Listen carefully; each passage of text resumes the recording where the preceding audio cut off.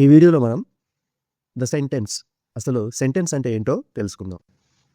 What is exactly a sentence? Sentence అంటే కరెక్ట్గా ఏంటంటే a group of words that make complete sense. ఒక పదాల యొక్క సమూహం అండి, గ్రూప్ ఆఫ్ వర్డ్స్ అనమాట. అయితే ఆ గ్రూప్ ఆఫ్ వర్డ్స్ ఒక కంప్లీట్ అర్థాన్ని ఇచ్చేలాగా ఉంటే దాన్నే సెంటెన్స్ అని చెప్పేసి అంటాం. చూడండి, కిరణ్ టు గోయింగ్ లేదా గో మార్కెట్ అని చెప్పేసి. కిరణ్ టు గోయింగ్ మార్కెట్ అంటే ఇవి గ్రూప్ ఆఫ్ వర్డ్సే. కిరణ్ టు గోయింగ్ మార్కెట్ ఇవన్నీ వర్డ్సే.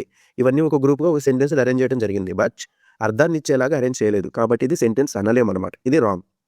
అదే ఇదే పదాలని అర్థవంతంగా అరేంజ్ చేసినట్లయితే, Kiran is going to market ఇలా అర్థవంతంగా అరేంజ్ చేసినట్లయితే అది కంప్లీట్ సెన్స్ అనేది ఇస్తుంది అనమాట. అలాంటప్పుడు దాన్ని సెంటెన్స్ అని చెప్పేసి అంటాము. సో ఒక సెంటెన్స్ స్ట్రక్చర్ ఎలా ఉంటుంది, సెంటెన్స్లో ఏమేమి ఉంటాయి, okay, the anatomy of the sentence చూద్దాం. సెంటెన్స్లో సబ్జెక్ట్ ఉంటుంది, అదేవిధంగా ప్రిడికేట్ ఉంటుంది. సబ్జెక్ట్ అంటే ఏంటంటే doer of the action, person కానివ్వండి థింగ్ కానీ. ఆ సెంటెన్స్లో పని చేసేటటువంటి వ్యక్తి లేదా యాక్షన్ చేసేటటువంటి పర్సన్ కానీ థింగ్ని కానీ మనం సబ్జెక్ట్ అని చెప్పేసి అంటాం. ప్రిడికేట్ అంటే మనం గాసిప్ అని కూడా అనుకోవచ్చు అనమాట. What is being talked about the subject, subject గురించి మాట్లాడేటటువంటి ఆ భాగాన్నే మనం ప్రిడికేట్ అని చెప్పేసి అంటాం. ఈ సబ్జెక్టు ప్రిడికేట్ కలిసి కంప్లీట్ మీనింగ్ని ఇస్తూ ఉంటే దాన్ని సెంటెన్స్ అని చెప్పేసి అంటాం అనమాట. ముందుగా సబ్జెక్ట్ గురించి తెలుసుకుందాం. డెఫినేషన్ ఏంటంటే సబ్జెక్ట్కి a person or thing that does an action. ఒక సెంటెన్స్లో లేదా ఒక వాక్యంలో అది పర్సన్ కావచ్చు, థింగ్ కావచ్చు అనమాట. యాక్షన్ చేసేటటువంటి వారినే సబ్జెక్ట్ అని చెప్పేసి అంటాం అనమాట. ఒక వాక్యంలో ఉన్నటువంటి వ్యక్తి కానీ పర్సన్ కానీ ఒక యాక్షన్ని చేస్తూ ఉంటే వారినే మనం సబ్జెక్ట్ అని చెప్పేసి అంటాం. పక్కన పిక్చర్లో చూడండి, ఒక వ్యక్తి మేక్ కొడుతూ ఉన్నాడు అనమాట. మేక్ కొడుతూ ఉండటాన్ని యాక్షన్ అని చెప్తున్నాము.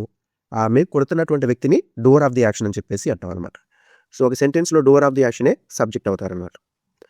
ఇంకా మీరు సింపుల్గా సెంటెన్స్లో సబ్జెక్ట్ ఎందుకు తెలుసుకోవాలంటే ఆ సెంటెన్స్లో ఉన్నటువంటి వర్బ్ ముందు హూ కానీ వాట్ కానీ ఉపయోగించేసి ప్రశ్నిస్తే అప్పుడు మీకు సబ్జెక్ట్ అనేది ఆన్సర్గా వస్తుందన్నమాట.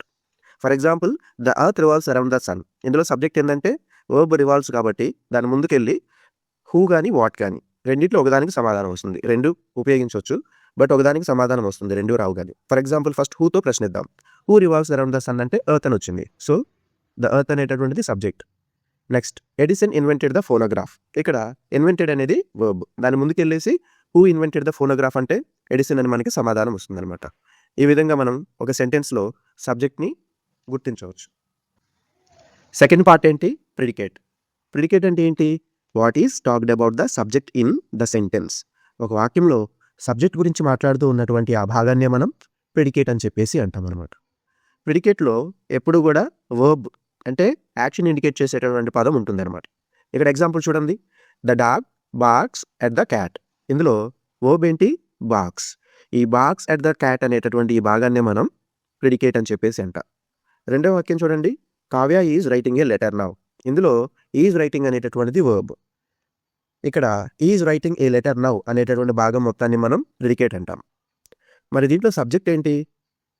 వర్బ్ దగ్గరికి వెళ్ళి హూతో కానీ వాట్తో కానీ ప్రశ్నిస్తే మనకి సబ్జెక్ట్ అనేది వస్తుంది. ఇక్కడ ఫస్ట్ సెంటెన్స్లో the dog barks at the క్యాట్లో బార్క్స్ అనేటటువంటిది వర్బ్ కదా, దాని ముందు వాట్ కానీ హూ కానీ, who barks at the cat అన్నానుకో డాగ్ వస్తుందిగా. సో కాబట్టి ద డాగ్ అనేటటువంటిది సబ్జెక్ట్. రెండో సెంటెన్స్లో కూడా అంతే. Is writing a letter now, దానికి ముందు హూ అనేది పెడదాం. Who is writing a letter now అంటే కావ్య అని వస్తుంది. సో కాబట్టి కావ్య అనేటటువంటి సబ్జెక్ట్ అవుతుంది అనమాట. ఇప్పుడు మనం ఒక 4 వాక్యాలు తీసుకొని వాటిని సబ్జెక్ట్ ప్రిడికేట్గా స్ప్లిట్ చేద్దాం. Okay, this section practice. సెంటెన్స్ని విడగొడదాం సబ్జెక్టు ప్రిడికేట్గా. The students studied hard for the test.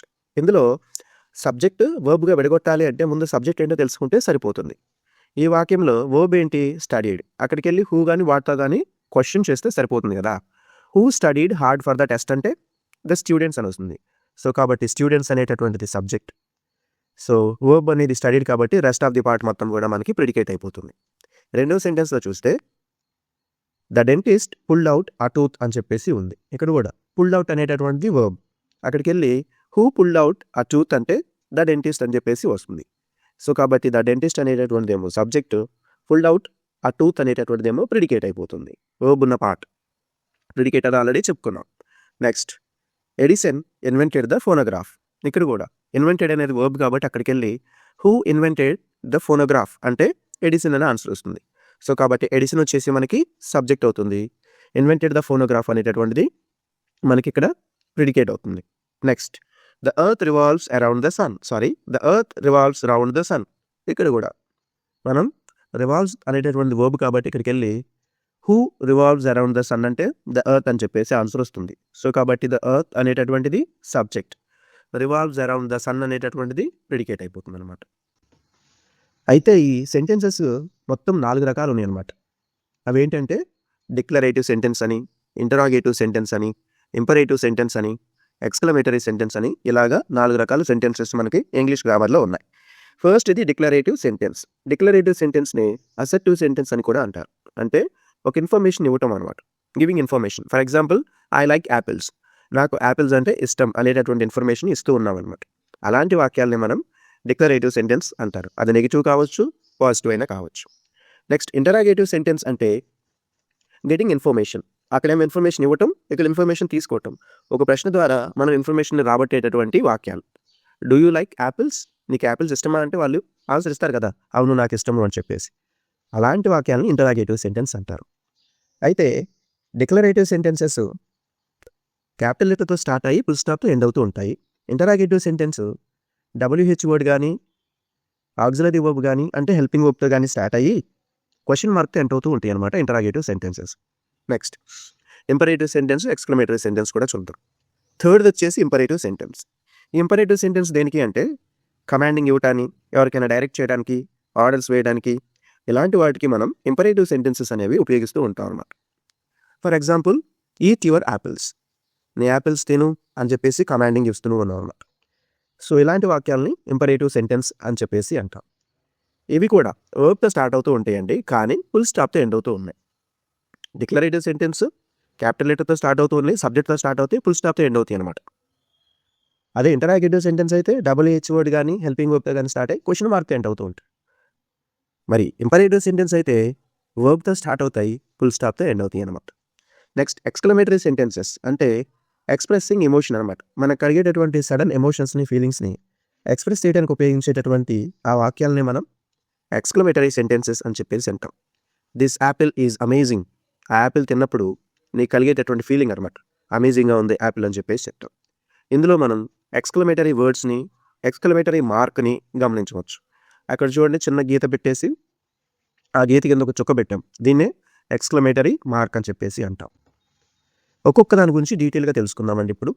Declarative లేదా అసర్టివ్ సెంటెన్స్ అంటే ఏంటంటే వాట్ ఇట్ డస్ అంటే declares an opinion or statement. Opinion కానీ, స్టేట్మెంట్ కానీ డిక్లేర్ చేసేటటువంటి వాక్యాన్నే డిక్లరేటివ్ సెంటెన్స్ లేదా అసర్టివ్ సెంటెన్స్ అని చెప్పేసి అంటాం. For example I am playing cricket, నేను క్రికెట్ ఆడుతున్నాను, ఒక విషయాన్ని డిక్లేర్ చేయడం అనమాట. అయితే దీంట్లో పంక్చుయేషన్ మార్క్, ఫుల్ స్టాప్ అనేది ఉపయోగిస్తాం. ఓకేనా? ఈ declarative sentence subject, verb, object అనేటటువంటి స్ట్రక్చర్లో ఉంటుందన్నమాట. సబ్జెక్ట్తో స్టార్ట్ అవుతుంది, ఆర్ క్యాపిటల్ లెటర్తో స్టార్ట్ అవుతుంది, ఫుల్ స్టాప్తో ఎండ్ అవుతూ ఉంటుంది డిక్లరేటివ్ సెంటెన్స్. ఇక్కడ పంక్చుయేషన్ మార్క్ని హైలైట్ చేసాను చూడండి, full stop. Next interrogative sentence. Interrogative sentence అంటే ఆస్కింగ్ క్వశ్చన్స్ అనమాట. వేర్ హ్యాస్ షీ గాన్, ఇలాగా ప్రశ్నించటం. దీంట్లో మనం ఉపయోగించేటటువంటి పంక్చుయేషన్ మార్క్ ఏంటంటే question mark. Interrogative sentence ends with a question mark. ఓకేనా? ఇవి WH వర్డ్తో కానీ, హెల్పింగ్ వర్బ్ పదాలతో కానీ స్టార్ట్ అవుతూ ఉంటాయి, క్వశ్చన్ మార్క్తో ఎండ్ అవుతూ ఉంటాయి అన్నమాట. మరి ఇంపరేటివ్ సెంటెన్స్ దగ్గరికి వద్దాం. ఇంపరేటివ్ సెంటెన్స్ అంటే దీన్ని ఎందుకు ఉపయోగిస్తారు అంటే gives command, instruction, advice, request. ఇలాగా ఒక వ్యక్తికి కమాండ్స్ ఇవ్వడానికి, ఇన్స్ట్రక్షన్స్ ఇవ్వడానికి, అడ్వైస్ ఇవ్వడానికి, రిక్వెస్ట్ చేయడానికి ఇలాంటి వాక్యాలు మనం ఉపయోగిస్తాం. షట్ ద డోర్ అని, ప్లీజ్ పాస్ ద గ్రేవీ అని చెప్పేసి ఇలాగా. ఈ వాక్యాలు మీరు గమనిస్తే ఇవి వర్బ్తో స్టార్ట్ అవుతూ ఉన్నాయి, ఫుల్ స్టాప్తో ఎండ్ అవుతూ ఉన్నాయి అన్నమాట. 4వది వచ్చేసి ఎక్స్క్లమేటరీ సెంటెన్స్ అని చెప్పుకున్నాం.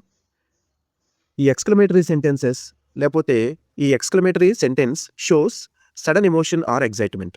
ఒక వ్యక్తిలో ఉన్నటువంటి సడన్ ఎమోషన్ కానీ, ఎగ్జైట్మెంట్ని చూపిస్తూ ఉంటాయి అన్నమాట. For example hurray we won the football match, లేదా wow I won the lottery, ఇలాంటివి అనమాట. దీంట్లో మనం ఉపయోగించేటటువంటి పంక్చుయేషన్ మార్క్ ఏంటంటే ఎక్స్క్లమేటరీ మార్క్ అనమాట. ఓకే? నెక్స్ట్ సో ఈ పంక్చువేషన్స్ అనేవి చాలా డేంజర్ అండి, చాలా జాగ్రత్తగా ఉపయోగించాలి. సెంటెన్స్ ఏ, సెంటెన్స్ బిని చూడండి. The work is hectic today, ఇక్కడ ఫుల్ స్టాప్తోనే ఎండ్ అయింది. రెండో సెంటెన్స్ చూడండి, get out of the class, ఇక్కడ కూడా ఫుల్ స్టాప్తో ఎండ్ అయింది. బట్ రెండు అసెక్టివ్ సెంటెన్స్ లేదా ఇంపరేటివ్ సెంటెన్స్ అనడానికి లేదు, ఒక్కొక్కటి. ఫస్ట్ సెంటెన్స్ సెకండ్ సెంటెన్స్ని కాంట్రాస్ట్ చేసి చూస్తే తెలిసిద్ది అనమాట. First sentence the work is hectic today, full స్టాప్తో ఎండ్ అయింది, కానీ స్టార్టింగ్ కూడా చూడాలన్నమాట. ఇట్ స్టార్ట్స్ విత్ సబ్జెక్ట్తో స్టార్ట్ అయిపోయింది, ఫుల్ స్టాప్తో ఎండ్ అయింది, కాబట్టి ఫస్ట్ సెంటెన్స్ని మనం డిక్లరేటివ్ సెంటెన్స్ అని చెప్పేసి అంటాం. రెండో సెంటెన్స్ కూడా చూడండి, get out of the class, full స్టాప్తో ఎండ్ అయింది, కానీ మనం స్టార్టింగ్ దగ్గరికి వెళ్ళి చూస్తే it starts with an action, వర్బ్తో స్టార్ట్ అయింది, ఇది కమాండ్ ఇస్తూ ఉంది. సో కాబట్టి దీన్ని మనం ఇంపరేటివ్ సెంటెన్స్ అని చెప్పేసి అంటాం అనమాట. ఓకేనా? ఫుల్ స్టాప్తో స్టార్ట్ అయినా మనం జాగ్రత్తగా, ఫుల్ స్టాప్తో ఎండ్ అయినా మనం జాగ్రత్తగా స్టార్టింగ్ ఏముంది అనేది కూడా జాగ్రత్తగా గమనించాలి. సబ్జెక్ట్తో స్టార్ట్ అయిందా, వర్బ్తో స్టార్ట్ అయిందా అనేది కూడా గమనించాలి. నెక్స్ట్, ఇక్కడ కొన్ని సెంటెన్సెస్ ఇచ్చాను, మీరు ఇది ఏ సెంటెన్సో చెప్పాలి. The sun rises in the east, ఇదే sentence. How much money is there in your pocket or in your bank account, ఇదే sentence. The work is hectic today, ఇదే సెంటెన్స్. 4 టైప్స్ చెప్పుకున్నాం కదా. Get out of the class, ఇదే sentence. Next, where has she gone, ఇదే sentence. So ఒకవేళ మీరు చెప్పుంటే okay, ఆన్సర్లు చెక్ చేద్దామా. The sun rises in the east, ఇది ఫుల్ స్టాప్తో ఎండ్ అయింది అండ్ ద సన్ అనే సబ్జెక్ట్తో స్టార్ట్ అయింది. సో కాబట్టి ఇది మనం అసెర్టివ్ సెంటెన్స్ లేదా డిక్లరేటివ్ సెంటెన్స్ అని చెప్పేసి అంట. రెండో చూద్దామా. How much money is there in your bank account, question మార్క్తో ఎండ్ అయింది, no doubt question mark end అయితే ఇది ఇంటరాగేటివ్ సెంటెన్స్, WH వర్డ్తో కూడా స్టార్ట్ అయింది అనమాట. Next, the work is hectic today, full స్టాప్తో ఎండ్ అయింది, స్టార్టింగ్ వెళ్ళిపోవాలి కదా. ద వర్క్ సబ్జెక్ట్ అనమాట, ఇది జస్ట్ గివింగ్ అన్ ఒపీనియన్, సబ్జెక్ట్తో స్టార్ట్ అయ్యి ఫుల్ స్టాప్ ఎండ్ అయింది కాబట్టి ఇది అసెర్టివ్ లేదా డిక్లరేటివ్ సెంటెన్స్ అవుతుంది. Next, get out of the class, full స్టాప్తో ఎండ్ అయింది, మరి స్టార్టింగ్ గెట్ అవుట్ వర్బ్తో ఉందన్నమాట. సో ఫుల్ స్టాప్తో ఎండ్ అయ్యి వర్బ్తో స్టార్ట్ అయితే దీన్ని ఇంపరేటివ్ సెంటెన్స్ అని చెప్పేసి అంటాం. Next, where has she gone, ఎక్కడికి వెళ్ళింది, ఎండింగ్ చూడండి క్వశ్చన్ మార్క్ ఉంది, క్వశ్చన్ మార్క్ ఉంటే నో డౌట్ అనేది ఇంటరాగేటివ్ సెంటెన్స్. ఈ విధంగా మనం ఎగ్జామ్స్లో ఇచ్చినటువంటి సెంటెన్స్ అసెర్టివా, ఇంటరాగేటివా, ఇంపరేటివా, ఎక్స్క్లమేటివా అనేది ఈజీగా తెలుసుకోవాలి.